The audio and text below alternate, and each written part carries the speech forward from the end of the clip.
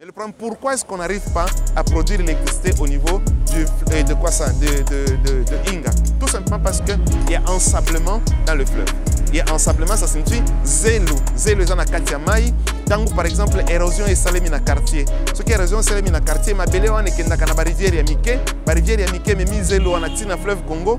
Fleuve Congo, mais mis zélo en ati dans niveau, il y a Inga. Zélo côté dans le canal d'Amené. Si zélo en est qui dans niveau, il y a pas machine. Donc, à force que zélo en est zo que la commande à niveau, pour comment quand il y a tuyau et permettre que courant est à la produite qu'on appelle conduite forcée. Zélo peut bandi ko salanini ko kota na kati ba conduite forcée. C'est comme ça que SNEL pour le moment a obligé il y a kolongola ka zélo en 24 heures sur 24. Ils appellent ça le dragage. Donc la SNEL est obligée de faire le dragage au niveau de Inga pour arriver à faire quoi? Pour arriver à enlever une partie du sable qui s'est entassé au pied du barrage pour nous permettre d'avoir ne serait-ce que ce que nous avons comme électricité. Donc c'est aussi une façon d'interpeller les gens. Il faut arriver à éviter toutes les actions qui conduisent à la création des érosions. Vous avez un quartier, vous avez un espace vert. Oh, bino bolingi kaka botonga place one. Bino bolingi kaka kata matiti place one. Mais quand vous coupez cette herbe, ok, il y aura érosion. Ce sol, ces sables vont dans les petites rivières. Les rivières ramènent ça dans le fleuve. Et le fleuve jusqu'au niveau du pied du barrage. Et ça entrave sur la production de l'électricité. Même la salité, la matiti, oh, tozali ko boaka na kati ya ba rivière. Ezali ko kende na ba rivière et souki awate elimwaka na mai te. Ko boaka matiti to ba plastique na mai elimwaka te. Et kendaka ezaka na esika il faut kende kosuka. Mais malheureusement, et kendaka pe kosuka na niveau ya barrage et puis ils ont posé ba problème en ce qui concerne la production de quoi ça, de l'électricité. Pour penser au développement de notre pays, il faudrait penser à l'électrification de notre pays parce que l'énergie vient booster l'économie. L'énergie vient booster tout ce qu'il y a comme activité de production. Et je pense que pour notre autorité nabiso, pour notre mboka nabiso, c'est très important que nous puissions nous concentrer sur cet aspect. Puisque mboka nyonso avant qu'on se développe, il faudrait biso moko to réfléchir, tout ça un peu rétrospection. Qu'est-ce qu'il faut pour que mboka nabiso salanene et se développer? Qu'est-ce qu'il faut pour que mboka nabiso et se développer? Regardez par exemple tout ce que nous avons comme ressources minières. Mais ces ressources minières, si on continue à exploiter seulement les matériaux bruts, les minéraux bruts, on exporte les minéraux bruts, donc ça signifie la valeur ajoutée qu'il y a sur ces minéraux, la RDC n'en profite pas. Pour que la RDC soit en mesure d'en profiter, il faudrait que la transformation se fasse localement. Mais pour arriver à faire cette transformation, il faudrait avoir de l'énergie.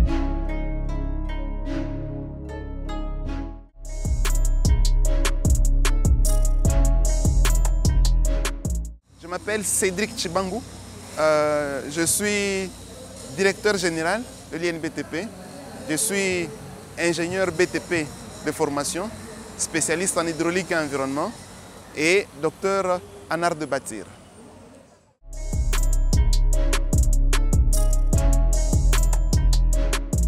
Oui, je suis un ancien de l'INBTP. J'ai commencé mes études ici à l'INBTP depuis 2008. Après, je suis devenu assistant, chef de section ou doyen des facultés, président du jury et puis directeur général.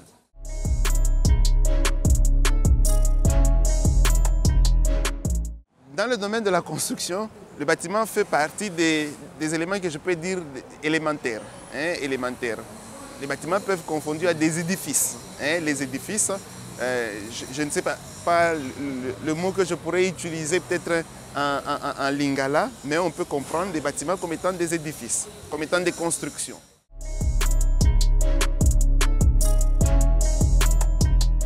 Bon, sa durée de vie dépend des matériaux que vous allez utiliser. Par exemple, quand on utilise le béton déjà on peut aller à plus de 50 ans. Donc on peut facilement atteindre 100 ans avec des constructions en béton.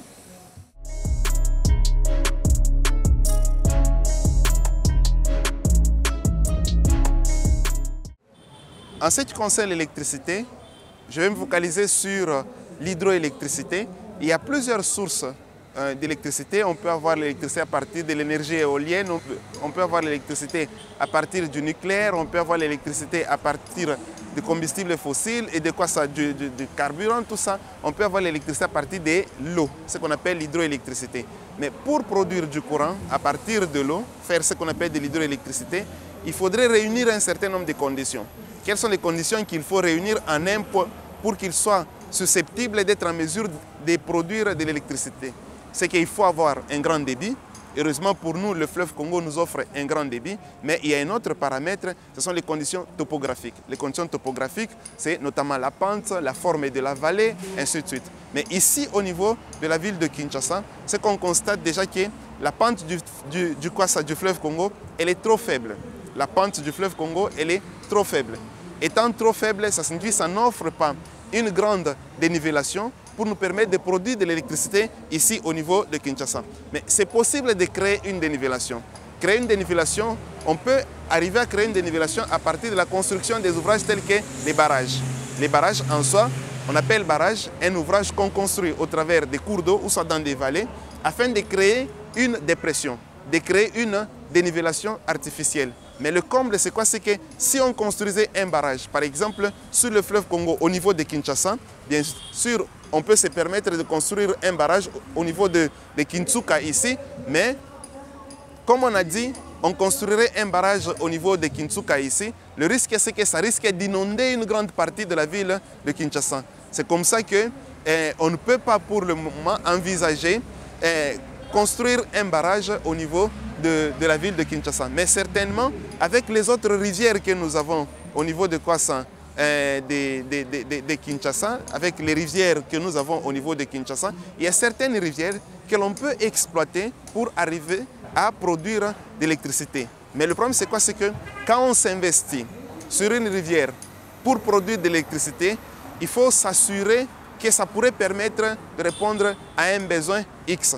Mais si vous regardez avec les gens de la SNEL, je pense qu'ils ont fait une évaluation en termes de besoins énergétiques de la ville de Kinshasa. Donc les petites centrales au niveau des rivières Njili, Nsele, tout ça, ce sont des barrages que l'on peut construire, mais qui répondront juste à une partie du besoin de la ville de Kinshasa. C'est comme ça qu'aujourd'hui, vous constatez que Kinshasa est alimenté par l'électricité de Inga ainsi que l'électricité des Zongo.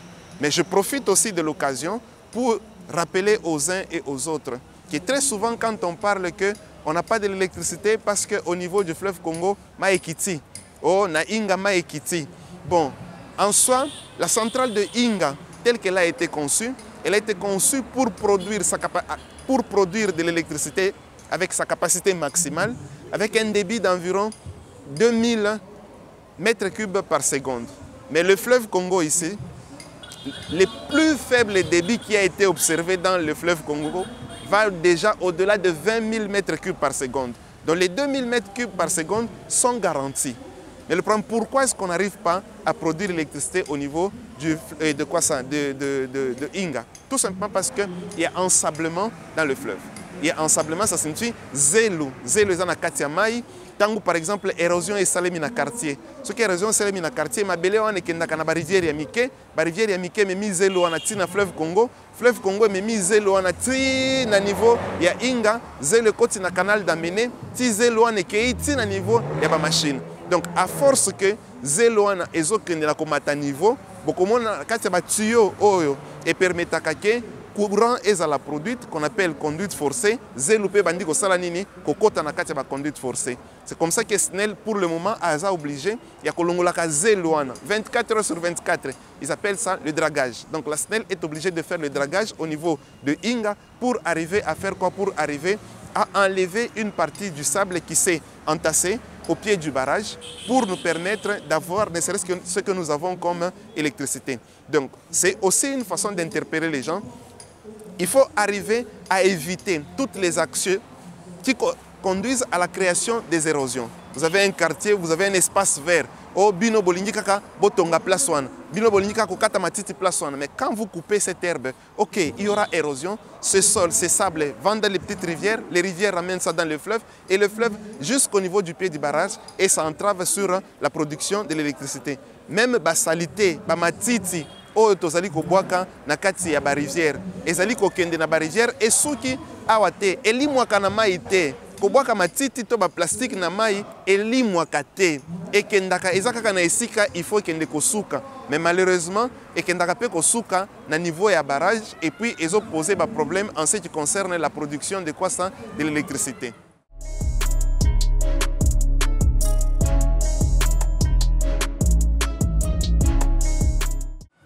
Bon, en ce qui concerne les solutions, ce qui est vrai, en RDC, on ne peut pas pleurer un problème d'électricité, surtout en ce qui concerne l'hydroélectricité. En ce qui concerne l'hydroélectricité, nous avons beaucoup de ressources en eau pour que nous puissions être en mesure de produire suffisamment d'énergie pour satisfaire aux besoins de toute la République démocratique du Congo. Mais pour cela, il faut des investissements. Il faut arriver à investir suffisamment d'argent pour arriver à produire l'électricité. Je prends le seul site, par exemple, de Inga. Le site d'Inga, d'après les potentiels qui ont été évalués, on a la possibilité de produire 40 000 MW. Et ces 40 000 MW, c'est largement au-delà des besoins de la RDC. Donc rien que le site d'Inga, s'il était mis complètement, il était mis en valeur en sa totalité, donc on aurait eu la possibilité d'avoir l'électricité pour arriver à répondre aux besoins de la RDC. Mais comme je le disais, il faut suffisamment de moyens pour arriver à faire quoi? À investir. Je vais vous donner un exemple. Construire un barrage, ce n'est pas une porte d'à côté. Parce que quand on veut construire un barrage sur une rivière comme le fleuve Congo, vous avez par exemple une largeur de 1000 mètres avec une profondeur de 200 mètres. Vous avez l'épaisseur du corps de barrage qui peut aller jusqu'à 100 mètres. Donc vous avez peut-être des centaines de milliers de mètres cubes de béton qu'il faudrait mettre en œuvre. Mais ces centaines de milliers de mètres cubes de béton qu'il faudrait mettre en œuvre, ça a un coût. Il faut ramener des conduites forcées. Il faut ramener des alternateurs. Il faut ramener les turbines. Mais tout ça, ça s'évalue en millions, en milliards. Pour le projet de Grand Inga, on parle de milliards. On parle de plus de 8 milliards qu'il faudrait pour arriver à produire quoi ça, cette hydroélectricité au niveau de quoi ça, du site d'Inga. Donc, en ce qui concerne les solutions, c'est que pour penser au développement de notre pays, il faudrait penser à l'électrification de notre pays parce que l'énergie vient booster l'économie. L'énergie vient booster tout ce qu'il y a comme activité de production. Et je pense que pour notre autorité nabiso, pour notre mboka nabiso, c'est très important que nous puissions nous concentrer sur cet aspect. Puisque mboka nyonso avant qu'on se développe, il faudrait biso moko to réfléchir, tout ça un peu rétrospection. Qu'est-ce qu'il faut pour que mboka nabiso salanene et se développer? Qu'est-ce qu'il faut pour que mboka nabiso et se développer? Regardez par exemple tout ce que nous avons comme ressources minières. Mais ces ressources minières, si on continue à exploiter seulement les matériaux bruts, les minéraux bruts, on exporte les minéraux bruts, donc ça signifie la valeur ajoutée qu'il y a sur ces minéraux, la RDC n'en profite pas. Pour que la RDC soit en mesure d'en profiter, il faudrait que la transformation se fasse localement. Mais pour arriver à faire cette transformation, il faudrait avoir de l'énergie.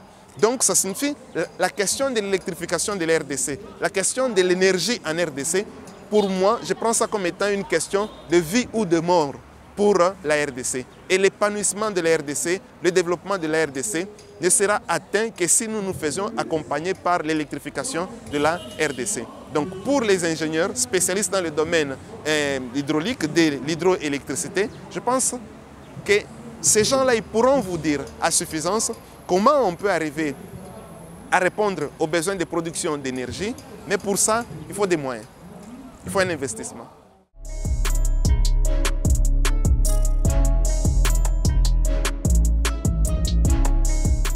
L'INBTP, moi je dis,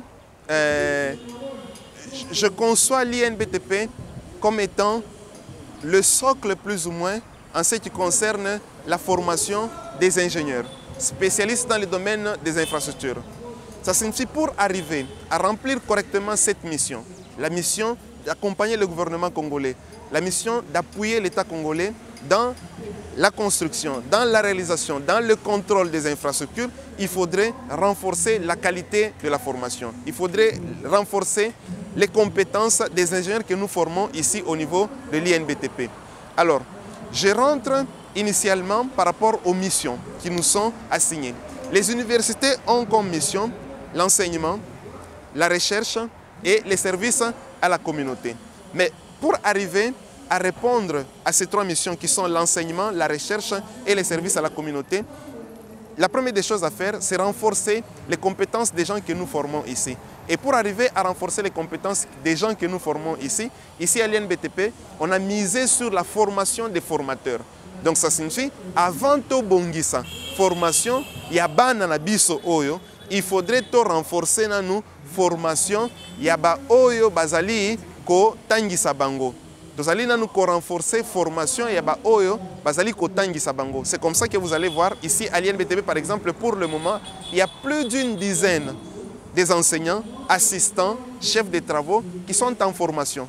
Donc, bazali kotanga pour que bazo ba doctorat na bango, pour que ba comme ba professeur, pour que ba ki sa maele wana, pour que bazala en mesure ya ko transmettre yango et pas à ba étudiants. Mais la deuxième des choses, vous savez que il n'y a pas plus d'une année, 2 ans, vous avez plus ou moins eu une idée de ce qu'était la réputation des étudiants de l'INBTP. En soi, ce ne sont pas seulement les étudiants qui sont mauvais. La question, c'est qu'il faudrait faire une analyse, une introspection pour arriver à comprendre qu'est-ce qui pousse par moment les étudiants à se comporter de la sorte. Peut-être c'est aussi ça l'avantage d'être jeune gestionnaire. Parce qu'en tant que jeune, je comprends facilement les jeunes parce que moi-même, je le suis.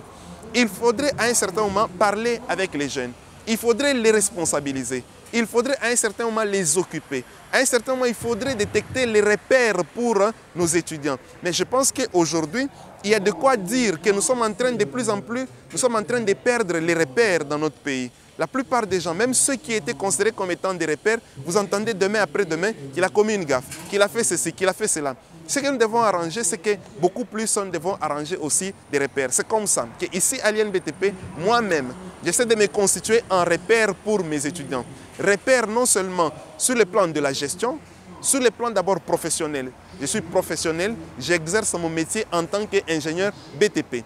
À la fois pour des cas de consultance, pour les cas de réalisation des ouvrages, dans les cas des marchés que je contracte à gauche, à droite. Mais aussi, je me mets aussi en repère de gestion. En tant que gestionnaire, j'essaie de prêcher par l'exemple, la manière de gérer. C'est une gestion participative ou bien c'est une gestion qui exclut une catégorie des gens. Ici, à l'INBTP, pour le moment, je pense que toutes les parties prenantes ont constaté que le comité de gestion a défini les priorités et que chaque partie prenante à l'INBTP s'est retrouvée dans les priorités que le comité de gestion a définies. Par exemple, pour les étudiants, ils se sont retrouvés dans ce que nous avons défini comme priorité. Pourquoi? Parce que pour nous, l'une des priorités, c'est renforcer la qualité de la formation. Et pour les étudiants, c'est aussi la priorité pour eux, c'est améliorer la qualité de leur formation. Mais pour les agents, pour nous, l'une d'autres priorités, c'est renforcer, améliorer les conditions de vie de nos travailleurs. Ça signifie que les travailleurs eux aussi se retrouvent dans notre politique. Et du coup, vous constatez que vous avez une gestion participative, vous avez tout le monde qui cherche à mettre sa pierre à l'édifice afin d'améliorer la gouvernance au niveau de l'INBTP. Concernant la question de la construction des ponts, les préalables, en soi, il faut faire les études. Il faut faire les études pour arriver à construire un pont. Quelles sont les études qui doivent être faites pour arriver à construire les ponts? Ici à Kinshasa, malheureusement, vous constatez en certains endroits, il y a des ponts qui sont construits, mais quand il pleut, le pont est inondé. Mais pourquoi? Peut-être parce que les études hydrologiques ont été négligées. Et ont été négligées, on n'a pas bien délimité le bassin versant, on a mal étudié les précipitations et du coup, les débits que ça génère, vous avez sous-estimé cela et du coup, la conséquence, c'est que le pont est inondé. Mais de l'autre côté aussi, on doit dire, il n'y a pas que la minimisation ou bien la sous-estimation de l'étude hydrologique. Il y a aussi la transformation qui s'opère dans le bassin. Par exemple, quand vous avez une zone urbaine comme celle de Kinshasa, où il y a des constructions à gauche, à droite, mais toutes les parties sur lesquelles il y avait les infiltrations d'eau, mais il n'y a plus d'infiltration. Pourquoi? Parce qu'on a construit. Donc ça signifie que la place où ils ont pelouse, ils ont zamba, ils ont moi matiti, ce qui mboula ebeti, mai bande kokota na mabele, mai bande kokende et koti na mabele. Mais lelo batongi bisika wana nyonso, bache bandako, bache ba wenze, baboti ba plastique, ce qui mboula ebeti au lieu mai ekota na se ya mabele, mai est s'infiltrer, mai est comme obligé et sala nini et ruisseler. Mais tango ruisseler et qui wapi na rivière. Quantité à mai o comme ko ruisseler comme ebele. Mais tellement comme ebele, niveau à mai pe sali nini et mati. Et du coup, beaucoup de gens pont na sali nini et comme inondé. Deuxième étude, c'est notamment les études géotechniques. Les études géotechniques sont trop importantes. Pourquoi? Parce que la géotechnique nous permet de connaître plus ou moins le comportement du sol, les propriétés ainsi que le comportement du sol, afin de savoir plus ou moins aussi comment est-ce qu'il réagira une fois lui induire des charges. Parce que quand on construit un pont, et ce pont est destiné à recevoir des véhicules, ces véhicules représentent une charge, mais toute cette charge, elle sera transmise sur le sol à partir de quoi? De la fondation. Mais la question de l'étude du sol, l'étude géotechnique permet à ce que nous puissions savoir s'il y a compatibilité entre les charges qui seront induites au sol et la capacité portante du sol. Donc les études géotechniques sont aussi importantes. Mais au-delà de ça, il y a d'autres études, notamment l'étude structurelle. Cette étude structurelle se base sur les types de véhicules que vous avez définis comme convois. Par exemple, Totongi Pont, yango bomonaka ba pont mususu bakomi o aweza 5 tonnes, aweza 10 tonnes. Ça signifie le concepteur a défini que pont nanga oyo ezali po mituka 5 tonnes, il y a 10 tonnes et les ka awa. Oyo eleki 5 tonnes to eleki 10 tonnes moins et les ka esika wana ezali te. Donc ça, ce sont les études préalables qu'il faut faire pour arriver à construire un pont. Par exemple, ici au niveau de l'INBTP, pour montrer à tout le monde que non seulement nous parlons, mais aussi nous disons ce que nous faisons. Ici, à l'INBTP, pour le moment, nous avons eu la grâce d'être accompagnés par son Excellence, Monsieur le Président de la République, son Excellence Félix Antoine Tshisekedi Tshilombo, qui a aidé l'INBTP à financer la construction d'un pont. Et ce pont est construit par les étudiants. Dès qu'on termine la construction de ce pont, ça nous permet de relier l'avenue de la Montagne et l'avenue des Écuries. Donc ça signifie que l'INBTP aura une sortie à partir de l'avenue Jacquet et on traversera notre pont pour arriver directement au rond-point Chamoukwale et aller vers Kitambo Magasin. Pour nous, c'est une façon aussi de soulager tant soit peu la route qui ramène vers la présidence. Nous, on aimerait vraiment que cette route soit une route saine, propre, une route qui ramène les invités du chef vers la résidence du chef de l'État. Et les étudiants, nous allons les canaliser sur la route, l'avenue Jacquet. Ils passeront par le pont que nous sommes en train de construire et arriver au niveau du rond-point Chamoukwal. En ce qui concerne les caractéristiques de ce pont, c'est un pont d'une portée de 11 mètres et la largeur aussi, c'est une largeur de 11 mètres. Donc la largeur de 11 mètres, ça signifie ces deux voies de 3,50 m qui nous fait 7 mètres et les 3 mètres qui restent de l'autre côté, ce sont les trottoirs par où les piétons vont commencer à passer. Donc c'est plus ou moins ça les caractéristiques de nos ponts. Et aussi de ce pont que nous avons construit, c'est un pont dalle. Donc c'est un pont dalle, c'est un pont qui n'a pas de poutre, c'est un pont dalle. Donc c'est calculé comme étant une dalle.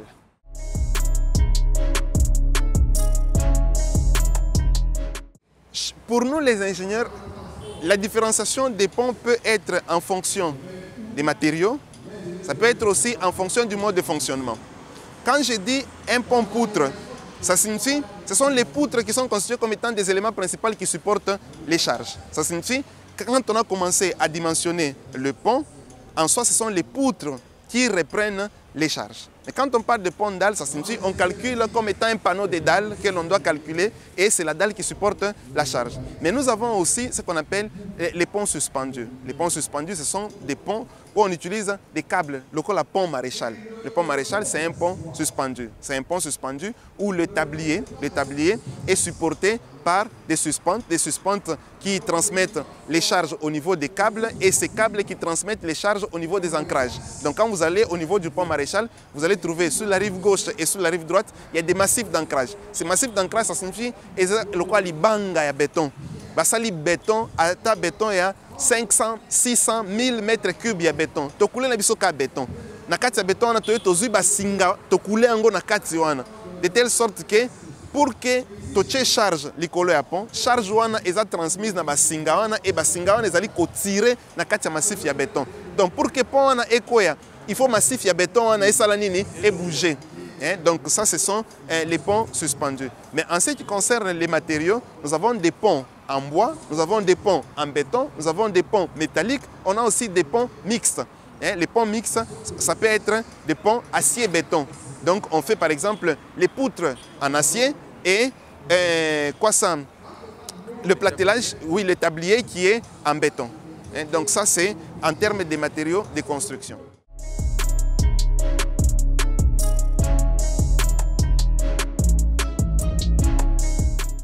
Je peux dire, sans le cacher, à l'INBTP, la gestion, c'est que ce n'est pas une gestion que je peux appeler une gestion de tâtonnement. Ce n'est pas une gestion de tâtonnement.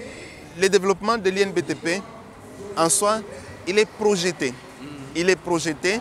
Je me suis mis avec mes collaborateurs du comité de gestion pour essayer de projeter l'INBTP dans l'avenir. INBTP Horizon 2030, je vous rassure, et je mets quiconque au défi que ce sera la meilleure école de formation d'ingénieurs en Afrique centrale. Elle a occupé cette place à l'époque, dans les années 80. Nous avons vu les archives dans un journal, je pense Jeune Afrique, qui a eu des traces où l'INBTP, dans les années 1982, l'INBTP c'était parmi les 5 meilleures écoles de formation d'ingénieurs en Afrique centrale. Parce qu'il y avait les Brazzavillois, les Camerounais, les Béninois, les Gabonais qui venaient étudier ici à l'INBTP. Mais depuis un certain temps, on a perdu cette renommée de l'INBTP. Et moi, j'ai mis quiconque au défi que d'ici 5 ans, l'INBTP reprendra cette place et l'INBTP va se frotter au plus... Donc, vous renverser la vapeur. Oui. Oui. Donc c'est possible. Quelle est la stratégie? La stratégie, c'est d'abord remettre la discipline. Remettre la discipline en commençant par nous-mêmes qui sommes gestionnaires. On ne peut pas imposer aux gens de la discipline si nous-mêmes on ne commence pas par se discipliner. Mais la question qu'il faut se poser, c'est quoi la discipline d'un gestionnaire? Ne faire que ce qui est important pour l'école. Ne faire que ce qui est important pour la structure que nous sommes en train de gérer. Aujourd'hui, je prends des exemples. Ok, en termes de dépenses d'argent, on ne dépense que ce qui rapporte quelque chose à l'école. Ça rapporte quelque chose, le paiement des agents, on dépense. La formation des enseignants, on dépense. Les stages pour étudiants, on dépense. Les stages pour enseignants, on dépense. Le renforcement des capacités de nos laboratoires, on dépense.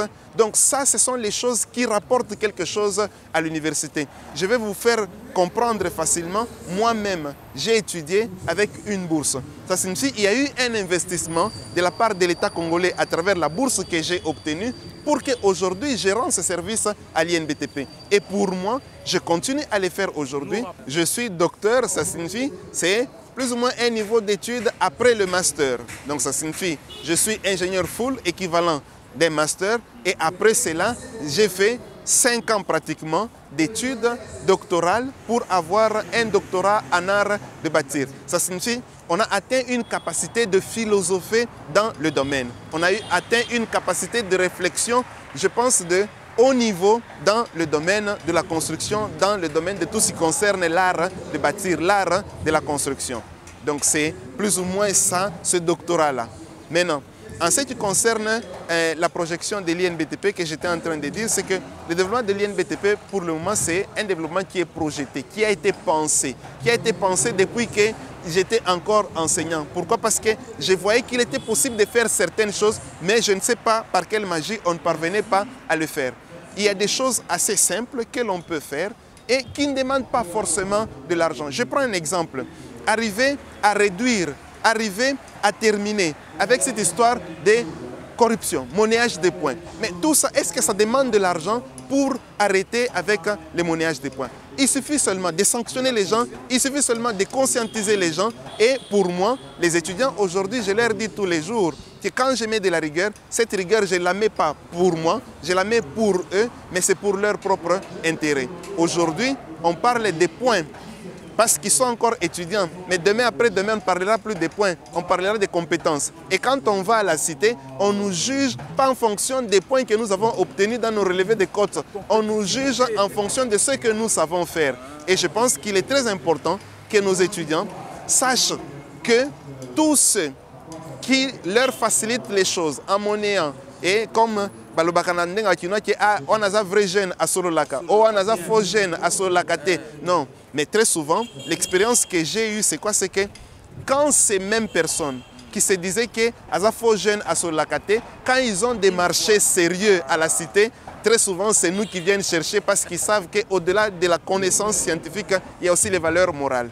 en soi, être chef, être un bon gestionnaire, être un bon scientifique, il n'y a pas que la science qui compte, il y a aussi les valeurs morales qui sont trop importantes pour arriver à gérer la chose commune, pour arriver aussi à édifier les personnes que nous gérons. Aujourd'hui, en tout cas, moi je me défie tous les jours, je cherche non seulement à conduire l'INBTP vers un avenir meilleur, mais je cherche aussi à édifier tous les autres gestionnaires. Je cherche à édifier la jeunesse, je cherche à édifier tous les autres gestionnaires. Et pour la jeunesse, je ne cesse de répéter, si j'échouais aujourd'hui, je n'échouerai pas seulement pour moi, mais j'échouerai pour toute la jeunesse. Et je donnerai raison aux vieux qui pensent que nous sommes encore trop jeunes, il ne faut pas nous donner de responsabilités. Moi, je les défie aujourd'hui pour que les chefs de l'État, pour que son Excellence Madame la Ministre, pour que tous les décideurs de notre pays puissent dire un jour que là où les vieux ont échoué, on peut essayer avec la jeunesse. Et je pense que l'avenir de ce pays, c'est avec la jeunesse. Intégrer la valeur scientifique, vous savez que la valeur scientifique, arriver à intégrer ça dans la gouvernance, c'est qu'il faut rationaliser la gouvernance. Il faut rationaliser la gouvernance. La rationalité nous dit que 1 plus 1 est égal à 2. Ça signifie qu'il faudrait à un certain moment arriver à faire quoi? Arriver à mettre nos actions comme étant des intrants dans une solution ou bien dans un résultat que nous devons obtenir. En soi, ce que je disais, il faudrait prendre nos actions comme étant des intrants dans une potion. Si vous mettez des mauvais intrants, ça signifie que la potion aussi sera mauvaise. C'est comme ça que je suis en train de dire. La rationalité dans la gestion, ça ramène aux valeurs scientifiques dans la gestion. Je prends un exemple. Je suis en train de gérer et que je me suis assigné comme objectif à améliorer la formation. Je dois savoir que la potion que je suis en train de chercher, c'est une formation de qualité. Mais quel est l'intrant que je mets dans ma potion pour avoir une formation de qualité? Alors je dois renforcer les compétences des enseignants qui forment mes étudiants. Je dois équiper mes laboratoires pour que les étudiants puissent connaître, palper ce qu'ils apprennent théoriquement par rapport à la pratique. Donc tout ça représente plus ou moins un certain nombre de valeurs scientifiques que nous essayons de mettre dans notre façon de faire. Pourquoi? Parce qu'on connaît très bien, à toute action correspond une réaction. Ok, et pour moi les actions donnent des résultats. Et ces résultats, il ne faut pas s'étonner quand vous avez un mauvais résultat. Vous avez un mauvais résultat, pourquoi? Parce que ce que vous avez commis, vous avez fait comme action, ce que vous avez pris comme décision a été mauvaise par moment.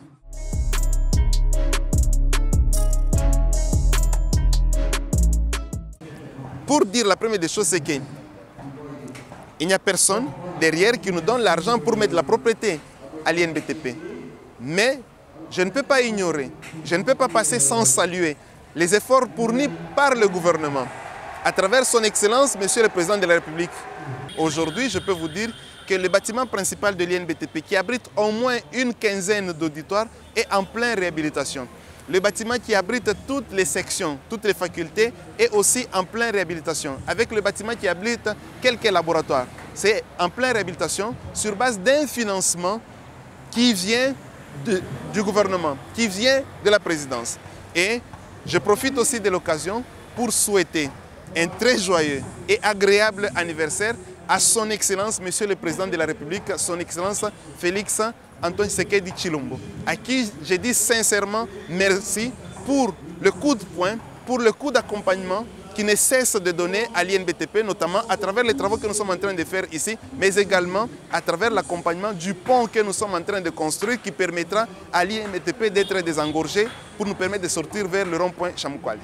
Et ces actions sont mises en pratique par son Excellence Madame la Ministre de l'Enseignement supérieur. Aujourd'hui, je pense qu'il y a 3-4 jours, elle a envoyé une équipe pour venir suivre les travaux de réhabilitation qui sont en train de se faire ici au niveau de l'INBTP. Par exemple, les bâtiments que vous voyez qu'on est en train d'embellir, c'est avec un financement du gouvernement qui nous permet de réhabiliter tous ces bâtiments. Le nouveau bâtiment qui a été construit là derrière, c'est avec un financement du gouvernement. Mais le problème c'est celui-ci. Quand vous constatez que le gouvernement met des moyens pour que vous puissiez avoir un beau cadre comme celui-là, afin que vous puissiez mettre les étudiants dans de bonnes conditions. Mais il y a des choses que nous devons faire par nous-mêmes. C'est ce qu'on appelle l'autoprise en charge. Il ne faudrait pas que le gouvernement me construise un collecteur et pour qu'on puisse entretenir ces collecteurs, il faudrait seulement que le gouvernement vienne entretenir ces collecteurs et pourtant, lorsque le gouvernement l'a construit, il l'a laissé propre. C'est moi qui ai mis la saleté dans ces collecteurs. Donc au niveau de l'INBTP, qu'est-ce qu'on essaye de faire sur base des recettes propres que nous avons ici?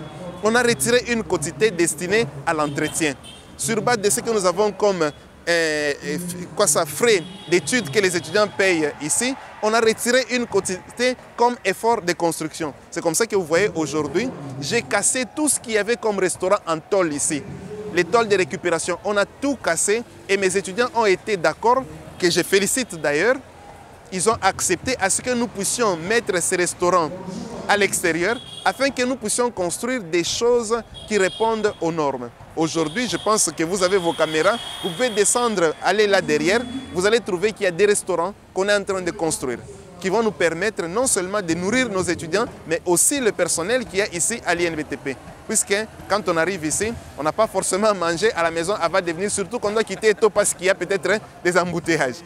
Donc, en soi, on essaie vraiment de composer avec tout le monde. L'une des stratégies aussi, c'est de composer avec tout le monde. On essaie de fédérer tout le monde à notre manière de gérer. De telle sorte que chacun puisse être en mesure de voir clair dans ce que nous faisons. Si chacun trouve son intérêt dans ce que nous faisons, il nous accompagne facilement. Et aujourd'hui, je peux lever ma main et dire que j'ai l'accompagnement de tous les agents de l'INBTP et j'ai l'accompagnement de tous les étudiants de l'INBTP qui ne jurent que par l'élévation de l'INBTP, qui ne jurent que par la prospection de l'INBTP.